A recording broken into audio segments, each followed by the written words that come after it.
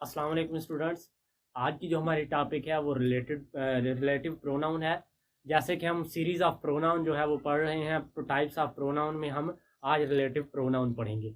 तो relative pronoun जो है वो क्या है कि उनमें कुछ ऐसे प्रोनाउन हुए हैं जो बाकी टाइप्स में आ जाते हैं, बाकी काइंड्स में आ जाते हैं। तो स्टूडेंट क्या है इस वजह से कंफ्यूज हो जाते हैं।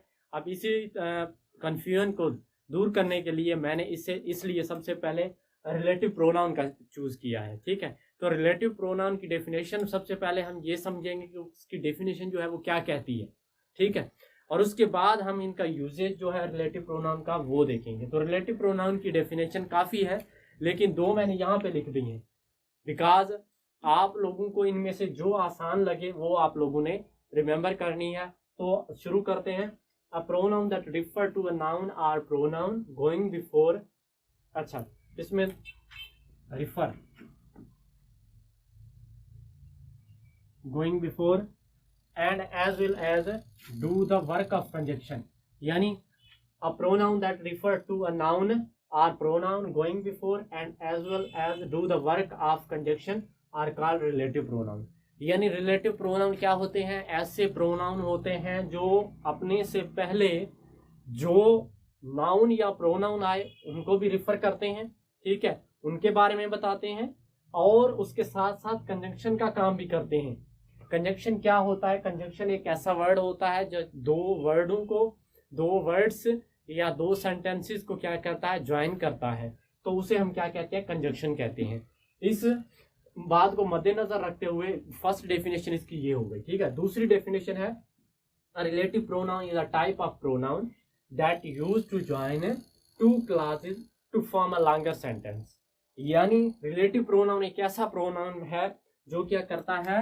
टू क्लासेस को ज्वाइन करता है। किसके लिए?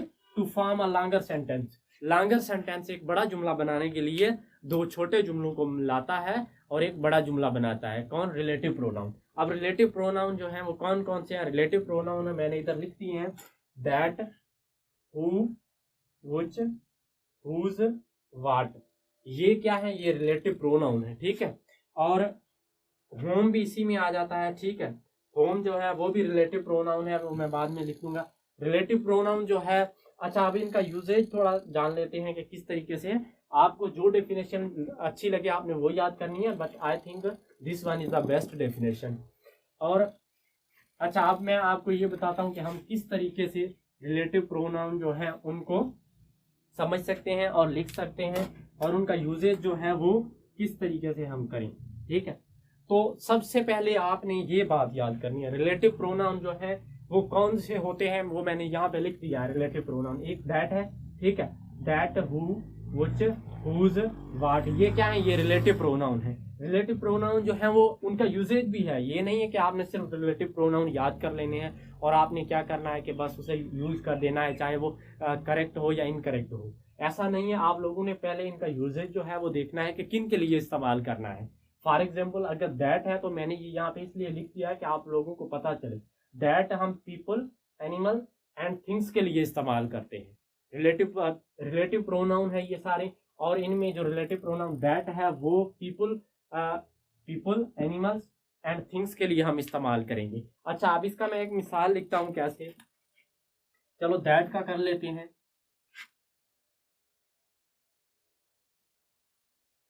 आई फाउंड अ पेंसिल,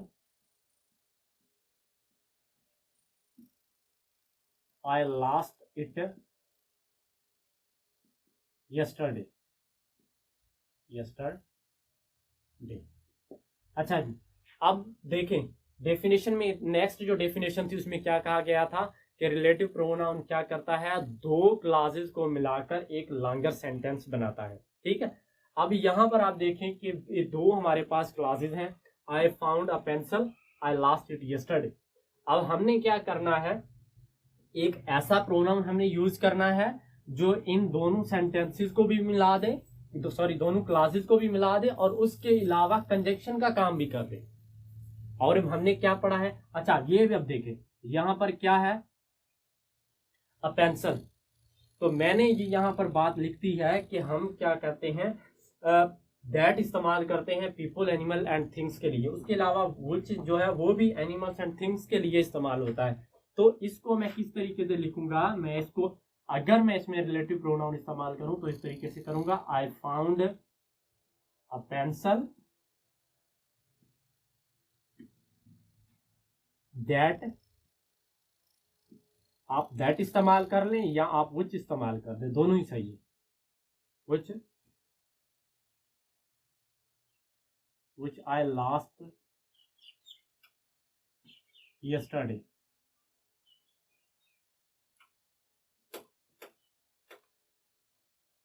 ठीक है, आपने इस तरीके से इसे इस्तेमाल करना है।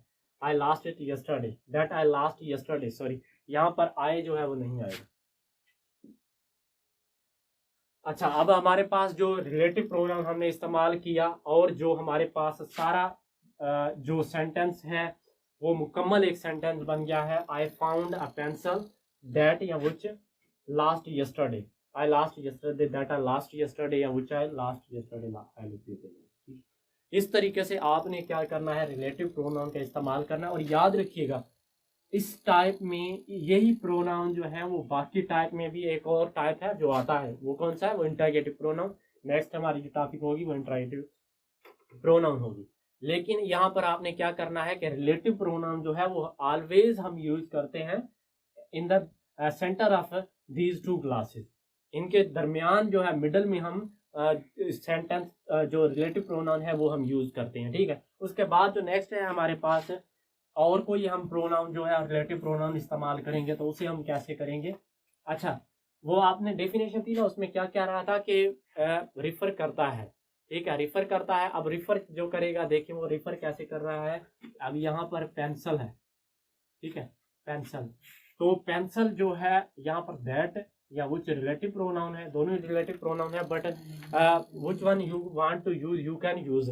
ठीक है, तो दो रिलेटिव प्रोनाउन है, आप इनमें से कोई एक यूज करेंगे। अगर हमने यहाँ पर दैट यूज किया है तो आप देखेंगे आई फाउंड अ पेंसिल दैट, कौन सी पेंसिल, वो जो मैंने मेरी पेंसिल गुम हो गई थी वो पेंसिल। ठीक है, अब यहाँ पर ये क्या कर रहा है, रिफर कर रहा है, किसका, ये जो पेंसिल आई है इसको रिफर कर रहा है, तो ये रिलेटिव प्रोनाउन है। उसके बाद नेक्स्ट को किसी और को यूज कर लेते हैं, जैसे हु एक रिलेटिव प्रोनाउन है। एंड हु किसके लिए इस्तेमाल करेंगे, only for people, only for people जो है हम उसे यूज करेंगे। तो हम सबसे पहले इसको यूज कर लेते हैं कि इसे किस तरीके से यूज करना है। अच्छा, रिलेटिव प्रोनाउन में से हु को हम यूज करने जा रहे थे, तो I know boy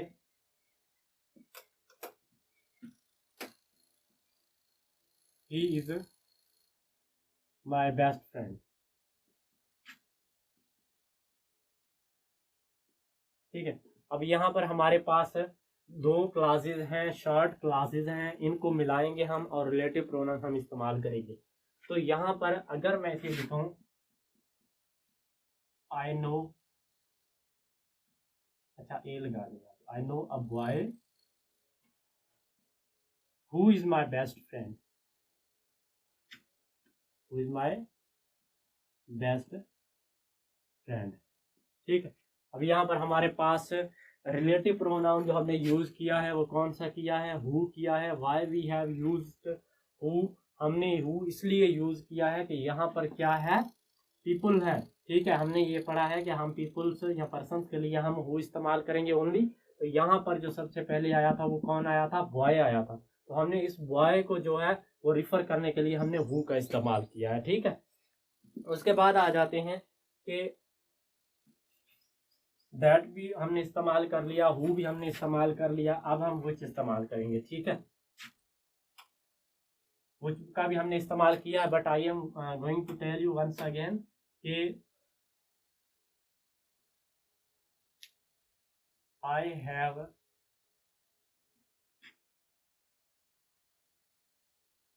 have a new phone.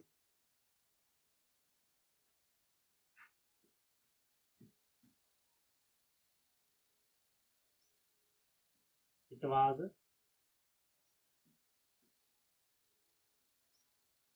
very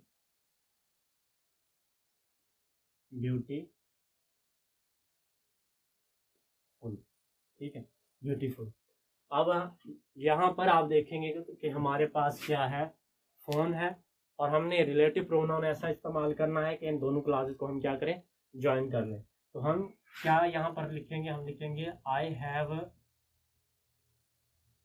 a new phone, अच्छा, which was very beautiful, beautiful. अब यहाँ पर आप जरूरी नहीं कि विच इस्तेमाल करें, आप यहाँ पे दैट भी इस्तेमाल कर सकते हैं। मैंने बताया ना कि हम थिंग्स के लिए विच और दैट दोनों इस्तेमाल कर सकते हैं, तो ये दोनों ही सही है। आप विच, मैंने यहाँ पर विच क्यों कहा, बिकॉज मैंने आपको पहले बताया कि हम विच का इस्तेमाल करने जा रहे हैं, तो इस वजह से मैंने यहाँ पे विच इस्तेमाल किया है, ठीक है। उसके बाद आ जाए आप हुज। हुज तो आपको पता है कि किस लिए इस्तेमाल किया जाता है। हुज जब हम रिलेटिव प्रोनाउन को इस्तेमाल करेंगे, पोजीशन के लिए इस्तेमाल किया जाएगा, लेकिन वो एज ए रिलेटिव प्रोनाउन हम इसे इस्तेमाल करेंगे। अच्छा, अच्छा, आप हुज का इस्तेमाल करते हैं तो वो कैसे होगा, here is a boy, his father has died, ठीक है, फादर हैज डाइड। अब इनमें से रिलेटिव प्रोनाउन का हम कौन सा इस्तेमाल करेंगे, रिलेटिव प्रोनाउन जो है हमारे पास वो आ जाएगा ये वाला हुज, ठीक है। Whose, why we will use here whose, because we are going to show position. तो यहाँ पर मैं लिखूंगा कि here is a boy whose father has died, ठीक है। अब इसकी मीनिंग क्या होगी, ये वो लड़का है जिसका अबू फौत हो गया है, ठीक है, या जिसकी डेथ हो गई है। आप इस तरीके से इसकी मीनिंग निकालेंगे जब वो बीच में आएंगे, तो ठीक है। मैं इनकी मीनिंग भी लिख देता हूँ। और उसके बाद वाट है, वाट भी चलो मैं आपको यूज करके बता देता हूँ कि वाट आपने किस तरीके से यूज करना है। वाट for things, watt for only things यहाँ पे लिखा है, तो आप यहाँ पे थिंग्स का इस्तेमाल करेंगे। देखिए यहाँ पर कैसे इसे इस्तेमाल करते हैं कि आई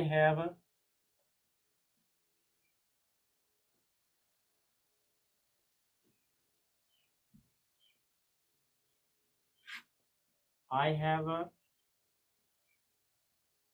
understood